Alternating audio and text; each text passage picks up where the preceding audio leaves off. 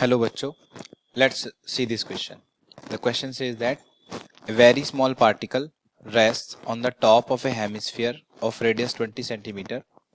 Calculate the smallest horizontal velocity to be given to it if it is to leave the hemisphere without sliding down its surface.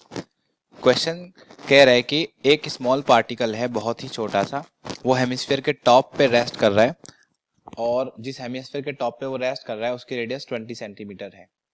Calculate the smallest horizontal velocity. हमें एक smallest horizontal velocity calculate करनी है जो कि हम उसको देंगे ताकि जब वो हेमिस्फीयर को लीव करे तो वो उसके without sliding down it surface, ताकि वो सरफेस पे स्लाइड ना करें. तो लेट्स अंडरस्टैंड द क्वेश्चन. सबसे पहले हम क्वेश्चन का यहाँ पे की कॉन्सेप्ट समझते हैं. क्वेश्चन का की कॉन्सेप्ट होगा यहाँ पर बैलेंसिंग. बैलेंसिंग मीन्स कि for a body to leave the surface its normal reaction should be zero. So यहाँ पे हमें नॉर्मल रिएक्शन के बारे में पता होना चाहिए. की कॉन्सेप्ट हो गया इसका normal reaction should be zero. Normal reaction यहाँ पर जीरो होनी चाहिए.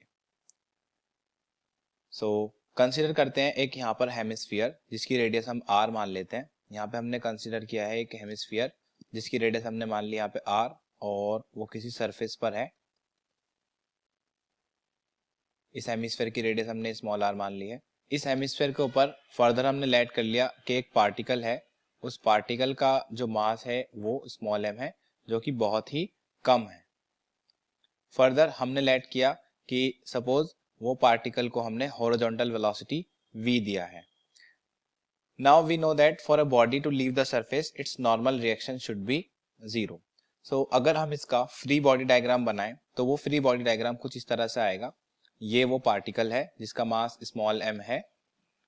नीचे की तरफ ये अपने वेट की वजह से mg फोर्स एक्सपीरियंस करेगा, जो हम ग्रेविटेशनल फोर्स बोलते हैं इसको. ऊपर की तरफ नॉर्मल रिएक्शन एक्सपीरियंस करेगा. क्योंकि ये एक सर्किल डिस्क्राइब करने वाला है सो ये सेंट्रीपिटल फोर्स भी एक्सपीरियंस करेगा जो कि कितनी होगी mv²/r. इक्विलिब्रियम कंडीशन जो अब यहाँ पे होगी, जैसे कि अभी बताया था कि नॉर्मल रिएक्शन जीरो होनी चाहिए, तो यहाँ पे जो नॉर्मल रिएक्शन है वो इक्वल है mv²/r माइनस mg के. क्योंकि अब ये इसके इक्वल हो चुका है तो हम इसको अब सॉल्व कर लेते हैं. नॉर्मल रिएक्शन बैलेंसिंग कंडीशन में कितनी होनी चाहिए? Zero equals to it will be mv²/r minus mg. Small particle जिसका मास m है उसकी रेडियस हमने नेग्लेक्ट की है, तो जो हेमिस्फीयर की रेडियस है वही उसके सर्किल की रेडियस होगी. Solving it further we get mv² equals to mg.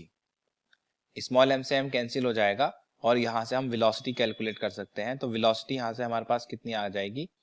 Velocity यहाँ से हमारे पास आ गई है rg और इसका square root. v equals to सारी वैल्यू सब्स्टिट्यूट कर दीजिए. r यहाँ पे 20 सेंटीमीटर गिवन है तो उसको मीटर में कन्वर्ट कर लेते हैं, तो that will be 20/100. Acceleration due to gravity हमने यहाँ पर ले लिया 9.8. Let us solve it further.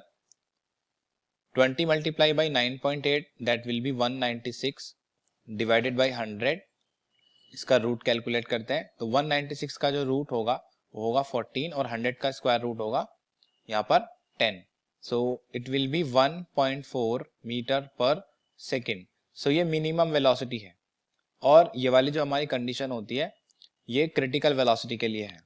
अगर हमने इससे ज्यादा वेलोसिटी उसको दिया तो वो सरफेस को स्लाइड करेगा. तो हम इतनी वेलोसिटी अगर किसी भी ऑब्जेक्ट को देते हैं तो that object will leave the hemisphere without sliding down its surface. So the final answer is the minimum velocity, we can say the smallest horizontal velocity to be given to the particle if it is to leave the hemisphere without sliding down its surface is 1.4 meter per second. I hope you have understood this question. Best of luck.